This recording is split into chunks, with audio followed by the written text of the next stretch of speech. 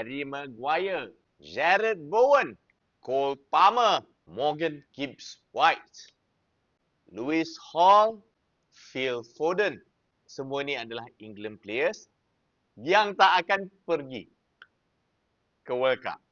Berita pun dah keluar sebentar tadi yang all the England players yang tidak akan pergi ke World Cup sudah diberitahu.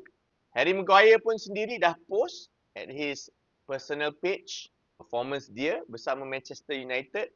His leadership under Carrick sangat-sangat ketara peningkatannya. Itu kita kena bagi kredit. Tapi aku agak terkejut lah, dia tak pergi. Squad England akan di-announce pukul 5 petang nanti.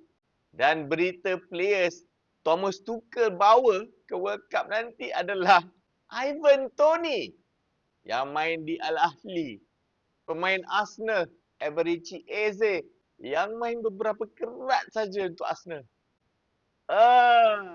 Dan yang paling best, John Stones yang this season injured most of the time untuk Man City. Ya, aku tahu dia ada experience. Tapi dia tak main, bro. Dia tak main. Untuk City pun. Yang main sekarang. Honestly, aku terkejut dengan decision ni. Aku lagi rela bawa Harry Maguire daripada Stones. Yang tak main pun.